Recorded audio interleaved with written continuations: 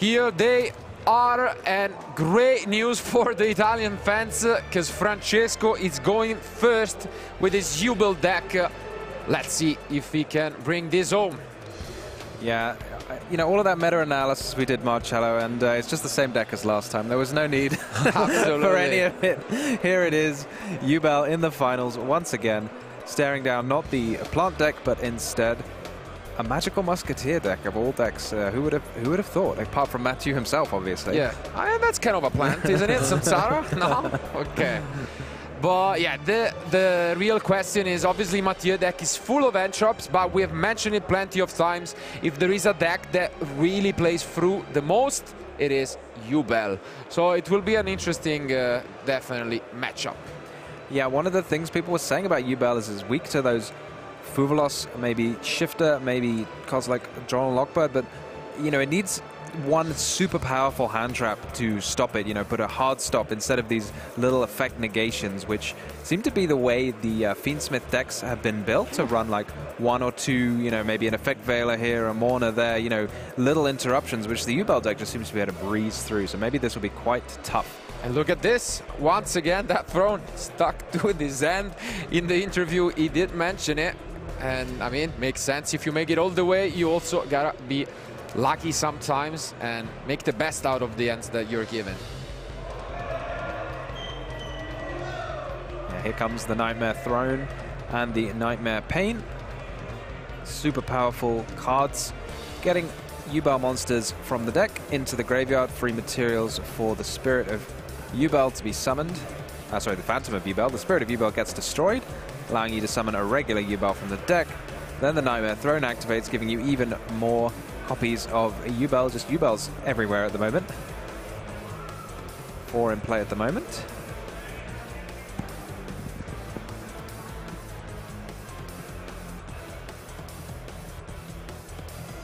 And there comes the first Yama of the match. We've seen that he has preferred Escape instead of Chamber as the trap of preference. We've seen some discussions among players on this topic, but yeah, look at this, wow. And as we saw in with the packs, with the Matthieu plays against Pack, I mean, no hand traps yet so far. Playing 20, so maybe happen again. Yeah, it's tricky because you can't save your hand traps for the most impactful spot because of that Phantom of Jubel. So either, I mean, you can save like an Infinite Impermanence, but something like an Effect Veiler will always get eaten up by Phantom of Jubel no matter when you use it. The only potential sort of killer combo is a hand trap plus a Nibiru. I don't know if he's running Nibiru though. Yeah, I thought he was running a couple. I think two of them. Yeah. So that could be obviously the best case scenario in this case, where maybe he's holding and really wants to stop the Phantom with a Veiler or something like that, and then use the Nibiru. But it's also a risky game to play. Let's see. I feel like you have to play it if that's the card you're dealt. Yeah, of course. But the more you wait, the more you're exposed, because sometimes they can get into double Spirit of Jubel. And also, if they access the Fiendsmith engine, there is the King Caesar. So, you know, finding the correct timing can be a little tricky. Yeah, we might be getting ahead of ourselves too. There's nothing to say that Matthieu has such cards in his hand. I mean, we can know for sure there's probably no Molchami Fuvalos that he's running, I think, 3 copies of, one of the all-stars of the weekend, though I don't think we've seen it on stream all that much, even though it seems like there were like 3 copies in everyone's deck, there or thereabouts. Yeah, it really didn't perform on stream, at least this weekend, but it's one of those cards that, as we have mentioned, just shapes up the format, even if you don't draw it. You just have to build your deck in a way that you are able to deal with it. Yeah, I've always felt like when you play with the new cards, it's difficult to judge them sometimes, because if they don't show up, you can't like judge it, right? Okay, no. Can't say a card's bad just because you never drew it. Yeah, absolutely not. Yeah, got excited there for a moment because Matthieu was, you know, taking a glimpse at his cards, but that's not quite the case. And here is what I was mentioning. We do see the second Phantom. A good shuffle. 1 Phantom in attack, 1 in defense, just for good measure. Switch it up. Keep them guessing. And okay, unfortunately it has a pretty short life. This is used to link summon the Enchained. Yeah. Cannot be used as a fusion material, but of course you can use it freely as a link material. I think it would be a little silly if you could use it as a fusion material. You could just keep summoning it over and over again. Yeah, and at the same time it's sort of a plus as well, because super polymerization is often an answer, and you can't use it with that. So yeah, only one Phantom of Yubel, so a combination of Nibiru plus Hand Trap would be very powerful here, but maybe wishful thinking. Especially because, like, if Matthieu doesn't have anything at all, I mean, it will be very difficult to navigate through this field, you know? I think he has just passed. This feels quite light for Yubel. Yeah. I feel like this is supposed to be a rank 10 next to all of this. Yeah, the Garuda is usually the line afterwards, but it seems like Matthieu is indeed going for the Nibiru, maybe. Does he have it? I mean, I don't see any other reason for shooting a Vela. And it is this! Wow.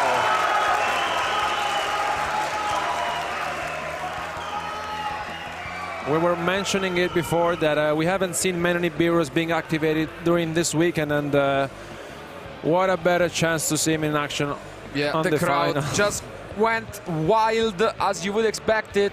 We did call it, but wow, to see it happening and only playing 2 copies of Nibiru, Matthieu must be feeling so good at the moment.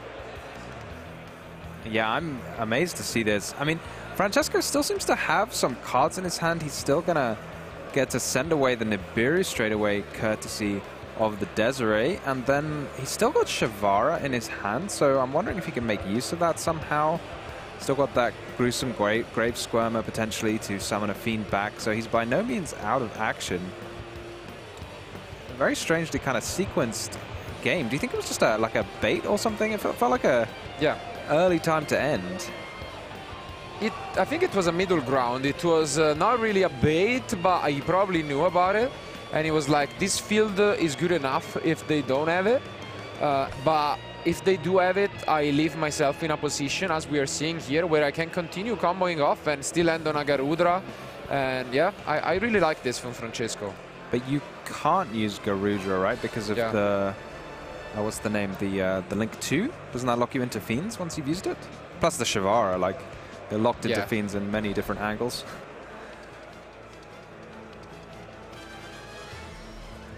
What can you do?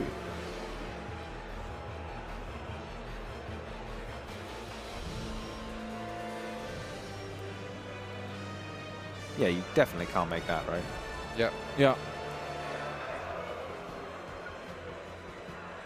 It's just like poking through his extra deck. Like maybe he had a plan to follow up afterwards, but there doesn't seem to be all that much you can make. I think it's really hard to use the token because an awful lot of the Link monsters are kind of Fiend specific. Or at least, yeah, Fiend or Effect monster. Oh, again. Oh, wow. What is the issue with Moon? Is it 2 Effect monsters? Yeah. Okay. I mean, the nerves are getting to Francesco a little bit. Can't blame it. It's obviously tough to play on stream, even less in the finals of a YCS, and your first YCS. Is there still a copy of Phantom left, or does he only run the 2 copies? Oh, there's only 2 Phantom Yubel I see in his extra deck, so he's out of those. Only 2 of them. Seems to be very flustered by this Nibiru. Yeah. Kind of trying to improvise at this point, but it seems like this is all.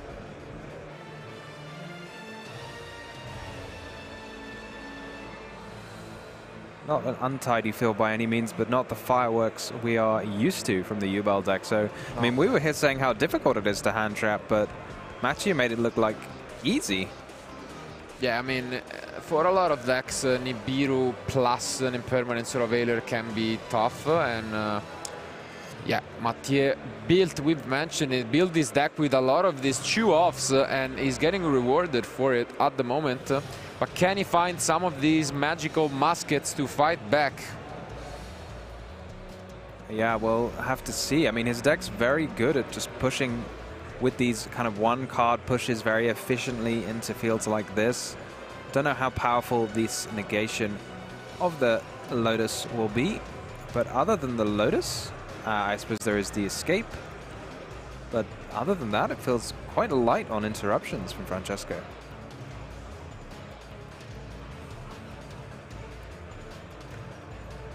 Here comes the Fiendsmith Sanct, one of the less popular but still quite powerful Fiendsmith spells in my opinion, allowing you to summon a token. So it gets you started with a level 1 with a Light Fiend right away. Downside being you can only attack with Light Fiends, but for Matthieu's deck, there's basically nothing that isn't a Light Fiend, so not too much of an issue. Yeah, it's the Fiendsmith Hornet drones, kind of. Yeah, Works out it pretty does a well. lot itself, you know. Just gets your combo through, and I think the only interaction that Francesco has it, and maybe a Draw a Lockbird, if I saw it right.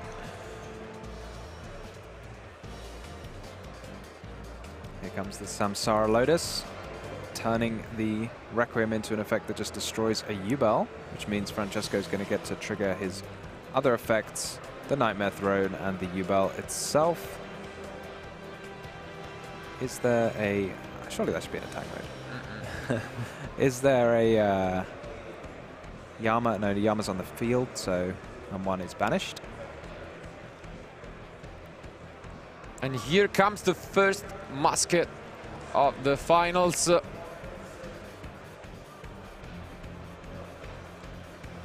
Explaining some of these effects and once again placing in the same column as the face down from Francesco. Yeah, that's an escape set from last turn, so yeah, powerful interruption, but somewhat nullified by the Starfire effect. So if you just target it to destroy it, it will just, another one will appear. And this is what we've been discussing even before, mentioning that when you play a deck like this, it may be, you know, chances are that your opponent doesn't, you know, not all of them. Ooh. And but did Matthieu pass? Oh, that must mean he's drawn the other I think that's musket it. in his Yes. deck. He's only running one extra target for that being the one copy of Calamity, but maybe that's just in his hand. And yeah, and a very anticlimactic ending for this turn from Matthieu.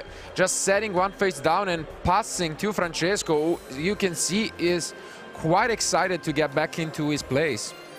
yeah, a real back and forth fight here. It felt after that Vela Nibiru that it was kind of going to be easy running for Matthieu, but no, it's completely the opposite direction, just not having enough stuff to push through the interruptions that Francesco was able to set up. Yeah, he has even recycled the Phantom back to the extra deck, so that's another option later on. And Lacrima, the star of Matthieu deck, right now facing against him. I'm wondering how easy it is for U-Bell to deal the 8,000 damage without opponent's monsters to make yourself. But yeah, the constant shuffling back is going to provide so much extra resources for Francesco. It's what the Fiendsmith deck is supposed to do, but Francesco is the one who gets to do it at the moment. Yeah, and as you've mentioning, recycling resources over and over again, and this is exactly what's going on here. We send back to Desiree in an attempt to resummon it right away. Comes. No need for the Aerial Eater when you've already got all of the fiends that you could possibly need. And I think here Francesco may try his chances to seal this one out, because you know, Matthieu I think is left with one Chiron, right? So yeah, I mean, us knowing his deck list can note that it's a magical musketeer monster, but I mean, do you think Francesco should maybe realize that it must be a magical musketeer monster? He's not going to play a Starfire with like no other magical musketeers in his deck. It would be a very weird choice. So maybe he could put that together, that it must be a magical musketeer card. But I don't know if he knows what kind of cards they could be. I highly doubt it, if I were honest with you. I guess it's also up to, if you're not familiar with the card, you might think, you know, there are multiple ways that those kind of effects can work. Kind of like the Paleozoics, which are chained directly, or like cards that have to resolve in a separate chain. So, you know, if you've never seen the deck in action, you have no idea how it functions. And that can totally be the case for Francesco. Wouldn't blame him. Getting rid of the Requiem there, it looks like. Yeah. And yes, I mean, after everything, it still gets to push a lot of damage and end on a very respectable field. Yeah, it feels like more interruptions than last time, if I'm honest. Yes, that's true. And Matthieu, although he was able, has picked up his cards. Game 1 goes to Francesco. Well, we can't say that this one has left not shaking with emotions, because it really could have gone either way. It seems as if Francesco just had an incredible start. Matthieu was not interrupting him at all. But then he hit him with probably the only real solid line of interruption in his main deck, which was that one of the two Nibiru's he is maining alongside a Veiler. And, you know, Francesco there was really caught off guard. He had to improvise. It didn't seem like he really made a clear path, but it was enough. Yeah, it was enough. He kind of scrambled it back. One other point to note is Matthieu is running those 3 Fuvolos, and that was one of the cards that people were thinking why they didn't want to pick up the Ubel deck anymore. We saw it going from the most popular deck to maybe the 3rd or 4th most popular deck here this weekend, and I think that's what I heard most players saying the reason why. So maybe if Matthieu can find a copy in maybe the 3rd game, if he's able to take the 2nd, that could make all the difference.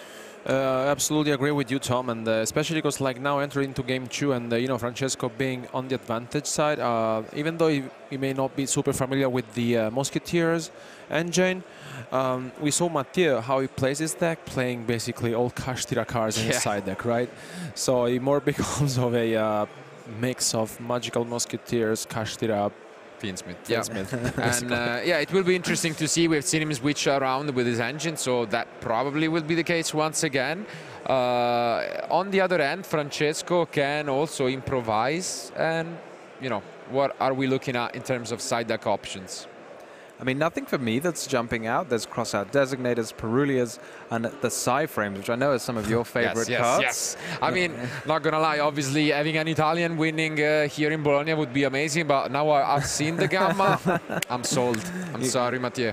You want him to draw that 1 Gamma, 3 Delta. Is it a replacement in your heart to the Gamma, or just? I'm not sure, not quite, but it's respectable. Because to be fair, there are a lot of powerful spells nowadays, and yeah, it can definitely be better in some matchups than even the Gamma. So it's respectable. But let's see whether he will be able to pick some of those Psy frames up.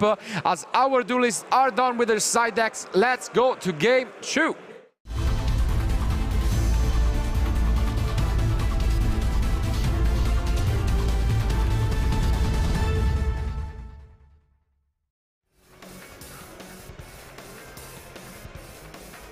Players just waiting for confirmation there that they can start.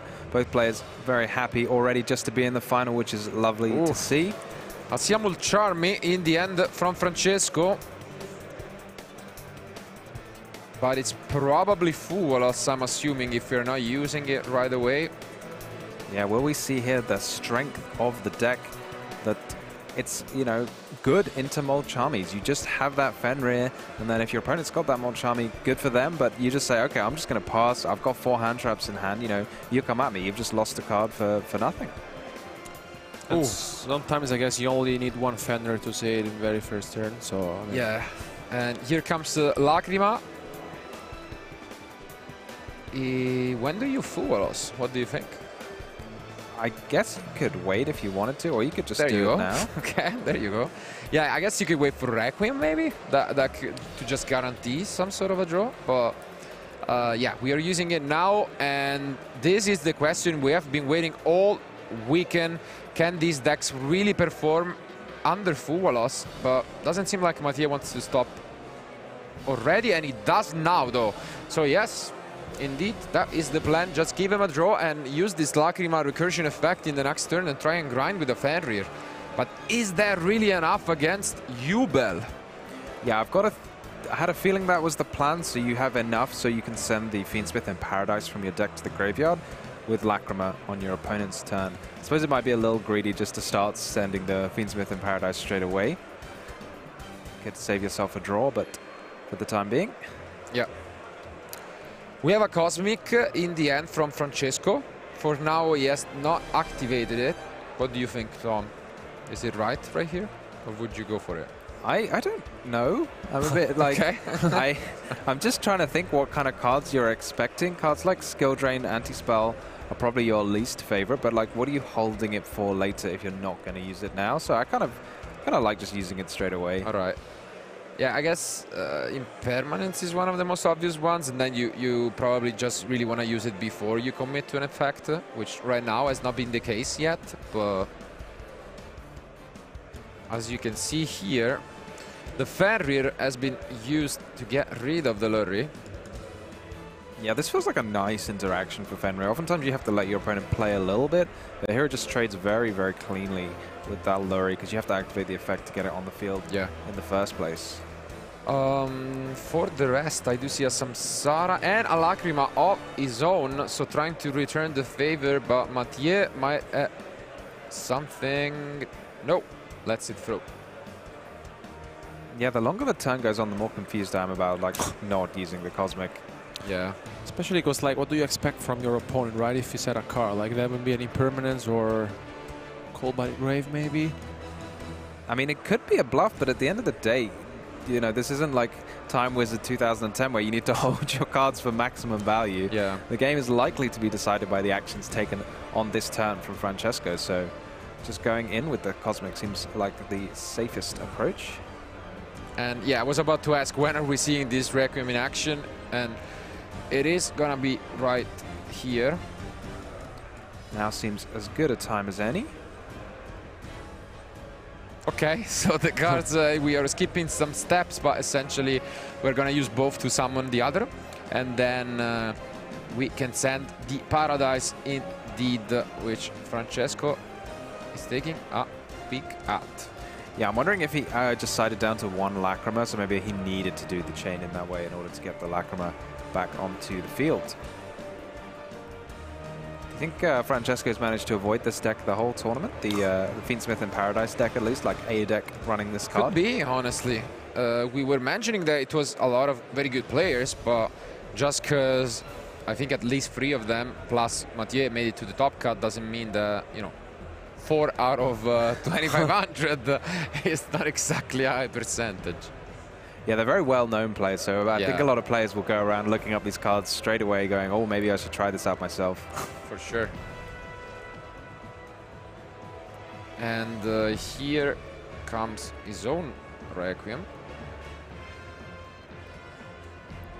Yeah, it seems like a little bit of a weird spot at the moment for Francesco too. And seems like Matthieu pulls the trigger and just goes and activate. Oh, I was wondering, maybe the same thing as Francesco, actually. So you can only special summon Requiem once per turn, but I don't know if there's any restriction on... it's not once per turn. Like, the only once per turn effect outside of special summoning is the one to basically put in the Spell and Trap Zone from the graveyard. But if you have ways to get it on the field without special summoning it, you can actually use it multiple times, which is the case here. Yeah, exactly. Like, it's so rare. Yeah. To have it on the field at the start of a turn, that maybe you just never encountered the situation before. Secret defense, as we mentioned. And, yeah, sometimes. Secret lack of restriction.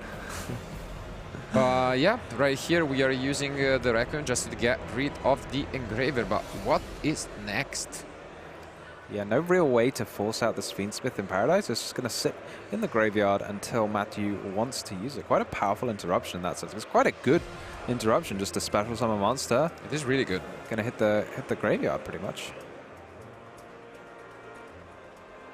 Yeah, there is not really much you can do about it. Like, I'm thinking maybe you just have to go for a Yama or something.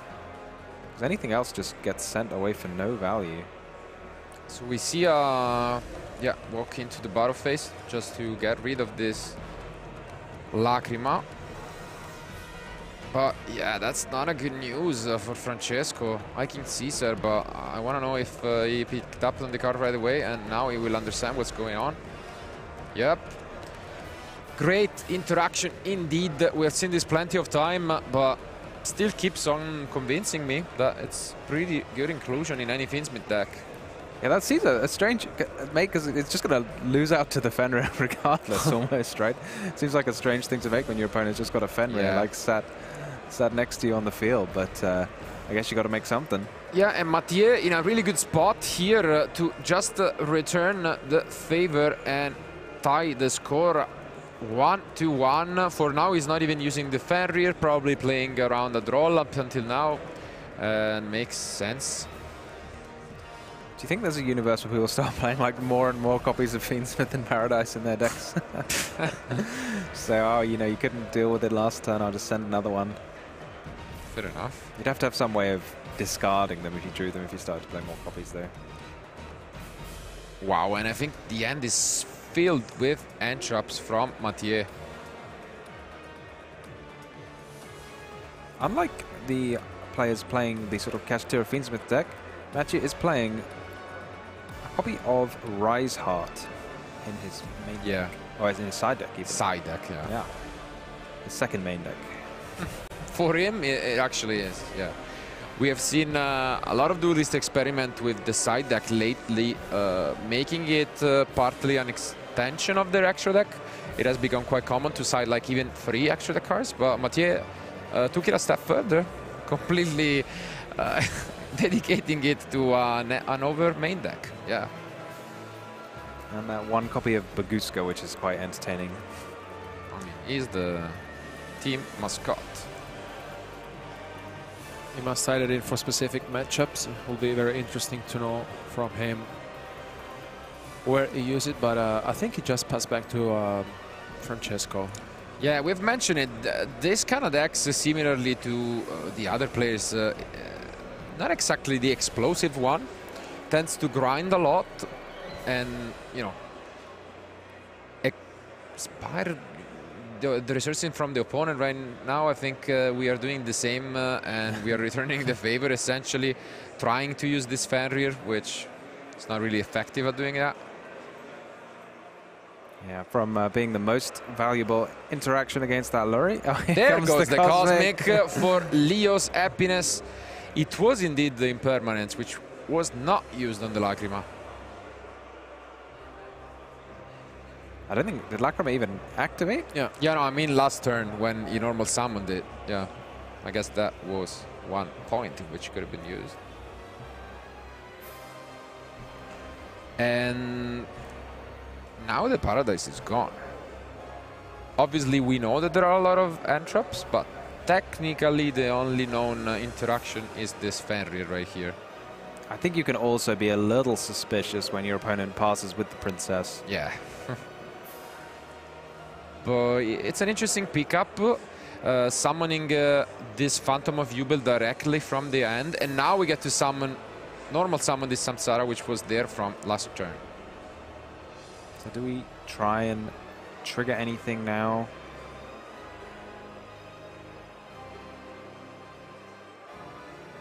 Matthieu definitely thinking. I am pretty sure again is, as we can see, gonna try and use the Fenrir.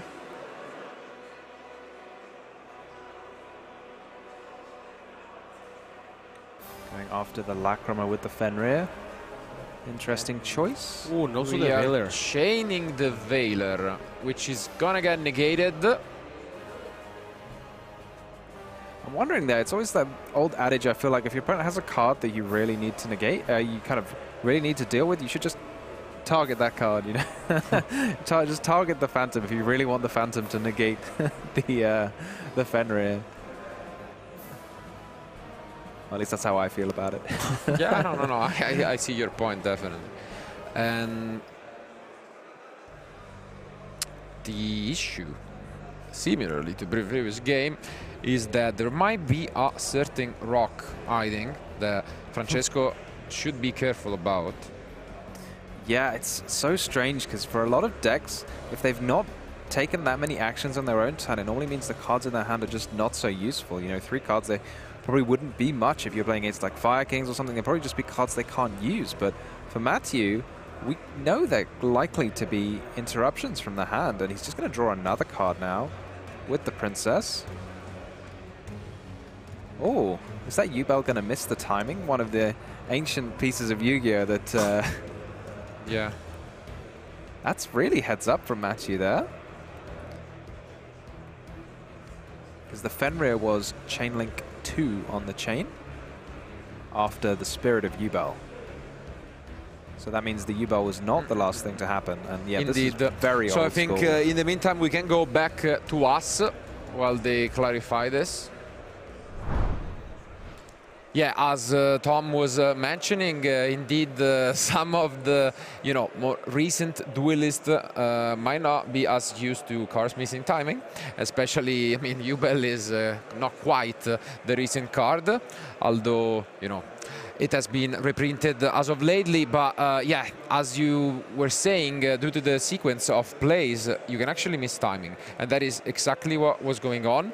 Unfortunately, though, as many of you might have picked up, due to some nerves in the previous game, Francesco had already made 2, you can say, illegal attempts to make a link summon, which obviously has been issued a warning for, and this means that they are gonna need 100% to just call the judge to at least review the situation, because although it's a final and although none of us would like it to end or at least advance with a game lost, it's crucial that we do have our judges here for that reason, because you still cannot attempt to make this amount of different plays. So we'll just wait on confirmation from that. But I would say in the meantime, we can just have a quick recap of the journey that these 2 duelists had to face. So I would like to show maybe the bracket for the top cut, if that's possible, so that we can actually see who they had to knock out, because I'm pretty sure it was tough for both of them, right? Yeah, I mean, we saw the top 8. Matthieu played against Pacoa. We were casting that ourselves, and yeah, what a match it was. A very back and forth. Fiendsmith versus Fiendsmith, which is the better extra engine? Was it the Magical Musketeers, or was it the Kashtira cards? Have you got some news there for us, I actually got some news for you, so we don't need to go on that much of a break. We can go straight back into action, because I have good news for you, as the situation were completely different. Our judges have just decided to not upgrade the penalty, and therefore we can continue this final. So time to resume concentration for Francesco. Can sometimes be a little confusing to keep track of what exactly you were doing just before that happened when the game is interrupted. And I think we have just picked up a draw of the Princess, as you were saying. Great little interaction there. And wow, that's big. A Ghost Ogre on the Nightmare Pain. I think that's the biggest cheer for a Ghost Ogre I've heard since casting. Everyone on Matthieu's team, or at least maybe the French contingent of the crowd. Got to best figure out how to deal with the field that Matthieu's presenting. It's a real challenge playing against this deck. You have to, presumably not going to be able to do everything you want to do. You've got to figure out what's most important. How can you play around your opponent's interactions? How can you prevent their follow-up? How can you provide follow-up for yourself? And is there anything more as this sequence comes down? I think Matthieu is counting. And yeah, he is. There comes the Nibiru as in game 1. He's going to be having nightmares of this card if he doesn't take the final, Francesco. All these Nibirus. And only a 2-off, let's remember. But yeah, coming in clutch. Did get more cards out of the field from Matthieu than from Francesco, but it was an important one nonetheless. Here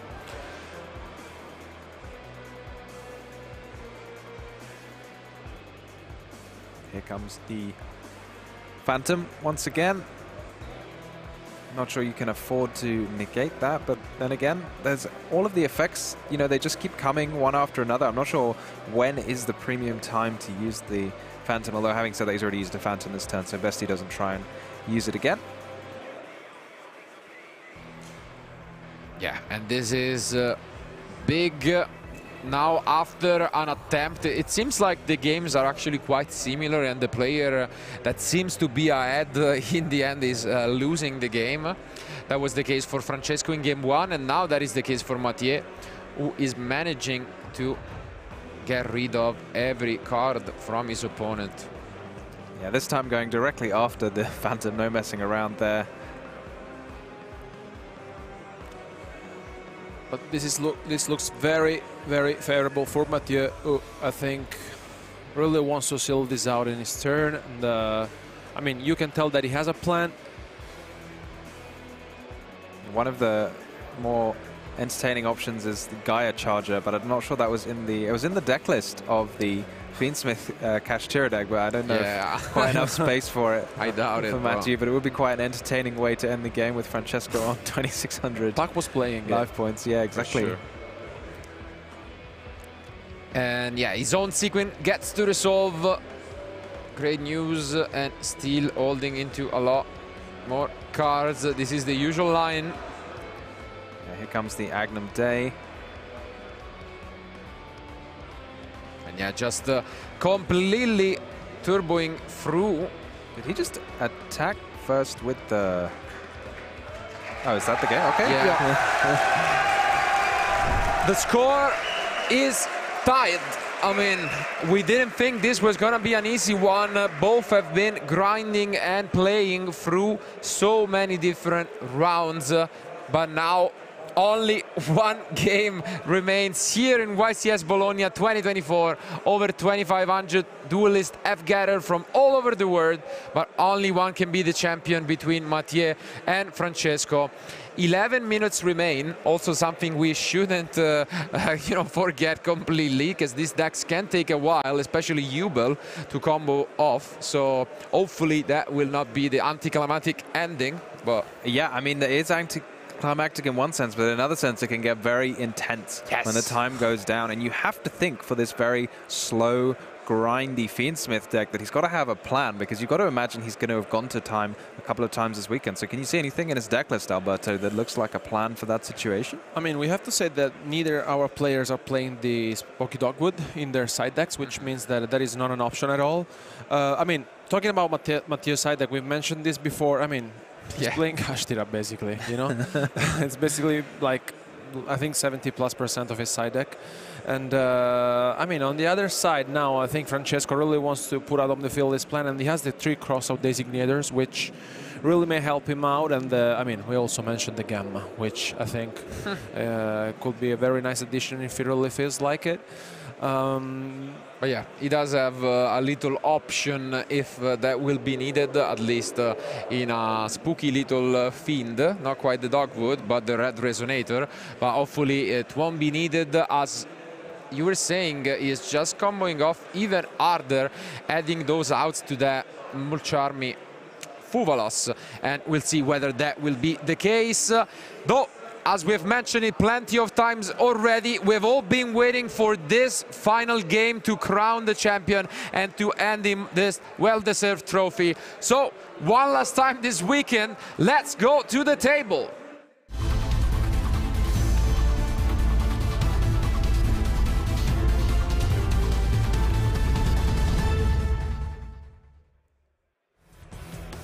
So there may not be any Ghost Sister, Spooky Dogwood, but there is another of the Ghost Sister family that can deal a little bit of burn damage, which there are actually 3 copies of in the deck list for Matthieu, so maybe that could make a little extra difference. But there is the Fuvalos from Matthieu.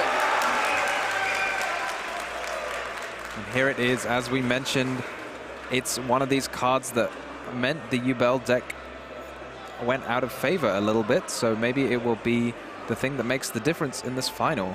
I love using it in the standby phase. A lot of players nowadays have been more lax. Maybe use it in the main phase when you're sure you're going to get some value at it.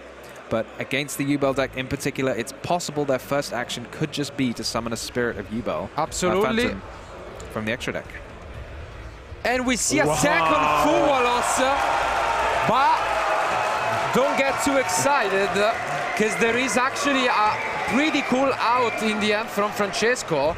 That is the Droll and Lockbird. He can actually use that if he wants, and if he can combo through his own in a way, and maybe that can be the case, but look at this. Wow. Also the impermanence being activated from Matthieu. How well can he can't this. use the Droll and Lockbird in this situation because he's already sort of past priority, if you like, by letting the impermanence resolve. So maybe he's just going to have to pass. I can't really see. You can't keep giving your opponent 2 extra draws each time you summon a card, no? Yeah, I guess the window was indeed for go, and yeah, it's rough. I totally agree with you, but he is continuing.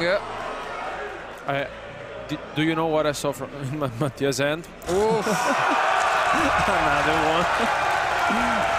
Look at this.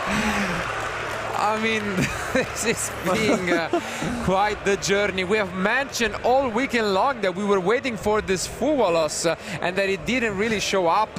Well, 2 copies in the opening from Matthieu. And now the Droll comes down.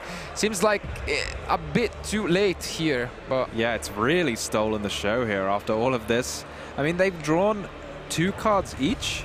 So they're both kind of +1 for Matthieu. So he's not going to have all the cards in the world, but it's still a good number. He's still going to have, you know, 6 cards in his hand at the moment, I think, and he's still forced out a Droll and Lockbird from Francesco. So let's see how well he can combo off under his own Droll and Lockbird at this point. The crowd really not sure how to react anymore. They were super enjoying the flood of hand traps coming down from Matthieu just a moment ago. Let's see how this Droll Lockbird pans out. It's often surprising how much the deck can do. But that's it, apparently. I think even though he went for the Droll and Lock, it seems to me that he just passed turn after setting 1. But he's thinking, you know what it means? Yeah, we all know what that means. There might be a rock paired with another interruption to even close this one out. But no, Matthieu draws and is now holding 7 cards. Wow, or those 6 maybe. Fuwalos 6. Put in so much work. Let's see, the tension is there. 6 minutes remain to crown our YCS champion. It's that beautiful Lurry. Yeah, amazing to see, isn't it? We've been talking about Fuwalos not coming up this weekend, and then 2 copies there, just absolutely stealing the show. And the Phantom is used to negate the Requiem. Can make sense here, I would say, but is that gonna be the last line of defense?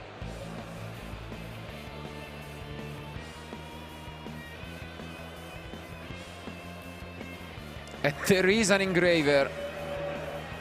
Yeah, this I like because already running 3 copies of Tract, it's nice to have a different target for the engraver. And there it is in the form of Fiendsmith's Sanct.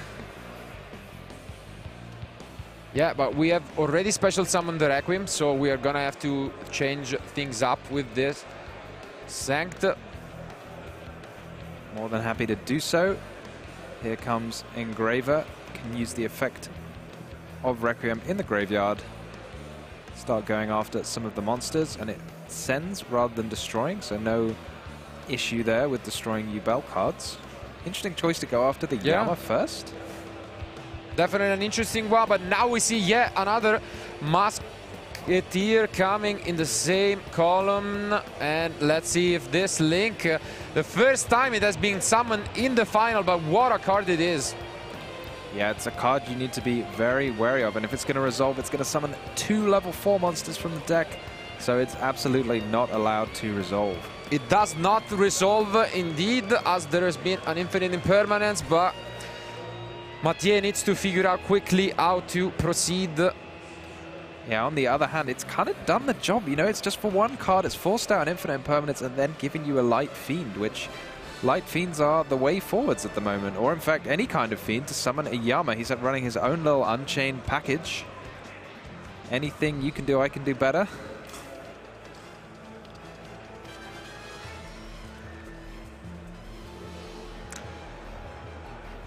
Time is what I'm worried about, as there are less than 4 minutes remaining. And now we take a read at this. Just wants to be sure that, you know. Yeah, I mean, I honestly don't know how many of the finals as of lately we have seen lost at the end just for something like this. I remember at the European Championship with the Rika deck, and even later on, you know, these kind of effects can be tricky. So. Yeah, it's one of those effects you really don't want to mess around with, especially when time is low and that damage can be super important. Even if you have 10 more cards than your opponent, if your life points are lower than theirs, when that time ticks down to 0, you could very well lose the game. And with 3 minutes remaining on the round here, Matthieu is speeding things up, and let's see how this turns out. But we're seeing once again one of the MVP of the weekend, the Agnum Day. Yeah, this isn't a card, I must admit, when I read, thought was going to be one of the most impactful cards of the Fiendsmith engine. Instead, I mean, the Lacrima is clearly the star at the minute, but it's still very valuable, allowing you to get the Desiree into the graveyard to get its effect off, and then boosting the attack. Is he going to even be able to do any damage this time? That's what I was wondering about as well. Yeah, he's going to negate the U-Bell, but there may be a Terror Incarnate in the deck. I don't know if the U-Bell gets its effect, though, when it's destroyed by battle. Maybe that's what Matthieu was reading. Yeah, because we do have that Shervar, but the Yama is there. So it's going to be an interesting spot here for sure. Yeah, is Matthieu safe? He's got not 1, but 2 copies of Nibiru. His only 2 copies of Nibiru. Yeah. They've been there the entire match. Drew into Nibiru every single time, but is he gonna go for this? Yes. Wow. Okay. Gonna go for Shervara right here. And then use the Yama. 2 minutes remain. Yeah, I love this, actually, because, you know, Lacrima in the graveyard doesn't have to summon a Requiem. It can summon an Agnum Day, maybe. Yes, but that's it. He has passed, and now it all comes down to this. There is not enough time to play all of this out, so we're gonna have to figure out if one of these two can deal some damage in this turn. Yeah, honestly, when it comes to dealing damage, there's only one thing that we're thinking about here is the Nightmare Pain. I'm not 100% sure that life point counter that we're currently showing for Francesco is correct. I don't think he's taken any damage this game. I don't think so. Maybe just a little display error, but hopefully that can be corrected soon, unless we've got something wrong on our caster side. But I think the life points are still tied at 8,000. We can see Francesco moving at a very frantic pace here just to get that, see if he can get some damage in. Very threatening here just to enter the battle phase, deal some damage. Here comes the Grave Squirmer to destroy U-Bell. Matthieu got to figure out what he can do. That Spirit, though, oh, is he going to summon too many monsters in his haste and go into this Nibiru once again? It's very difficult to play around it in a situation like this. You've got to deal with all of your opponent's interruptions. Yeah, at the same time, though, these are not really 30 seconds because there is no draw, and as we will hopefully update soon, they're both on 8,000 because the way it works in Top Cut is that if time is called, you would continue up until the end of the turn if you're tied in terms of life. Yeah, so that means, but if he's behind in life, he's only got until the end of the phase. Yeah.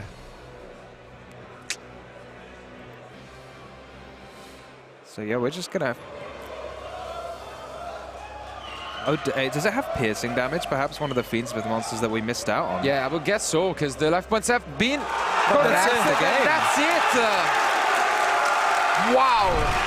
What an ending, and what an ending it was indeed. You can see and probably hear the crowd going absolutely crazy, but yes, maybe, I mean, the time was just not enough for these two incredible duelists to end it all, but in the end, it was Matthieu who became a two-time champion, former French national champion, and now YCS Bologna 2024 champion with magical musketeers of all decks. Yeah, super credit to Matthieu. What can be better than winning a YCS, but winning a YCS with a deck that you've brought that no one else was expecting. You've cooked up, maybe with your friends, maybe all by yourself, like an absolutely incredible achievement. What a show off, honestly, from Matthieu. And we mentioned this before throughout the whole weekend, like any deck could have won this event.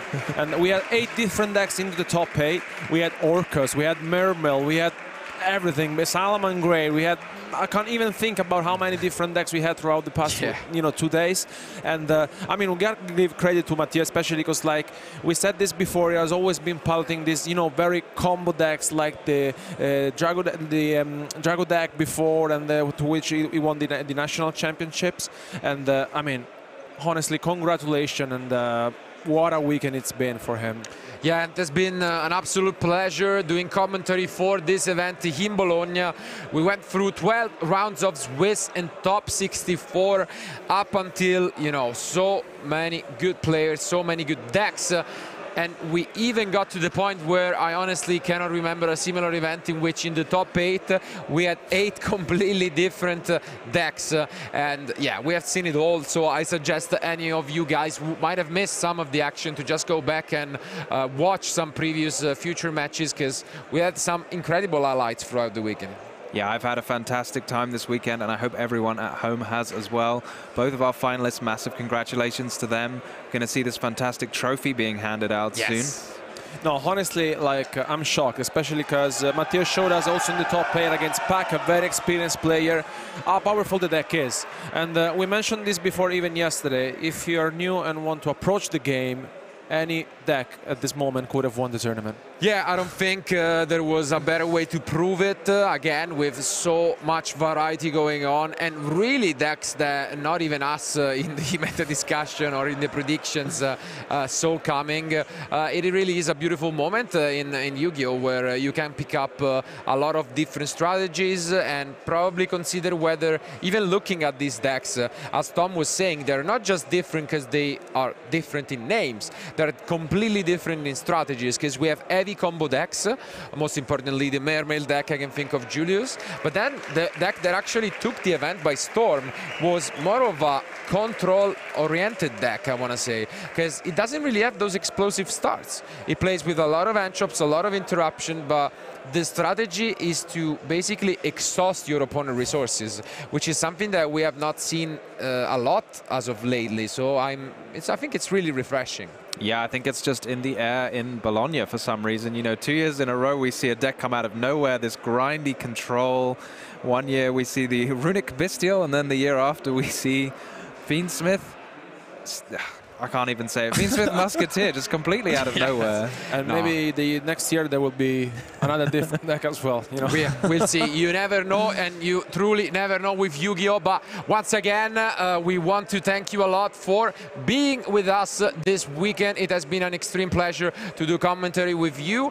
And yeah, thanks for watching. But before we move on and we end this beautiful trophy to the deserved winner, we want to hear it from the man of the hour, Matthieu, and we have Mike interviewing him.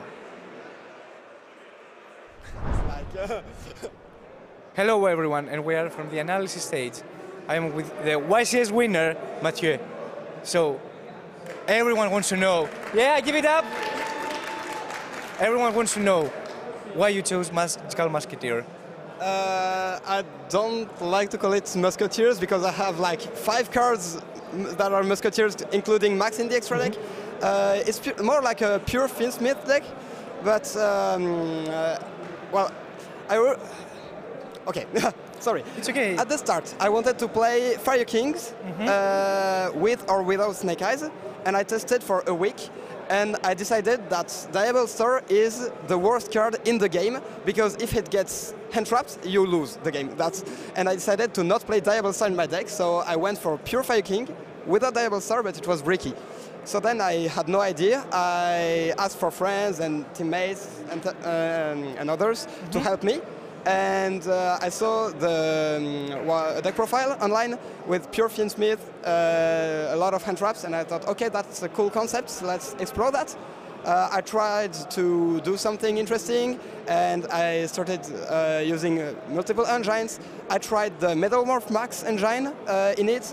I tried with more engines, I tried a bunch of stuff with Finsmith as the main engine, and the basic combo being just Desiree pass with 4 hand traps if possible. And as I can tell, it went amazing for you. Pretty well. So I would like your opinion about some clips that we have prepared. Of course. Of course, the favorite card I think of the final was Nibiru at the moment. At this time, you activated Nibiru and then Veiler. Your opponent kept playing after that. Yeah. How did you felt about this? I knew he would continue, but he declared end of main, so I had no more timings after that. And I thought, okay, there's no more Desiree, no more Rage. Maybe I can break the board. He used both Phantoms, so I don't think he will have one. And I thought it was sad to use it now, because if he kept playing, I would just win the game on the spot. But I thought, okay, it's fine, as long as I draw a live card, because my hand was double Starfire, normal summons, and 1 Sunk, so 2 plays. And I thought, okay, if I draw a 3rd play, I'll be fine. So I did it, and I was not sure that it would work, but I thought it had a chance, at least, which is not always the case going second into Ubel, so I was happy for that. Okay, nice.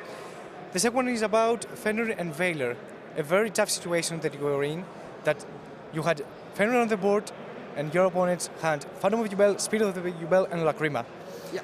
At this scenario, Spirit of the Ubel was activated, and you chose to activate Fenrir on the Lacrima and then change Veiler to the Spirit of the Ubel. Will you change anything?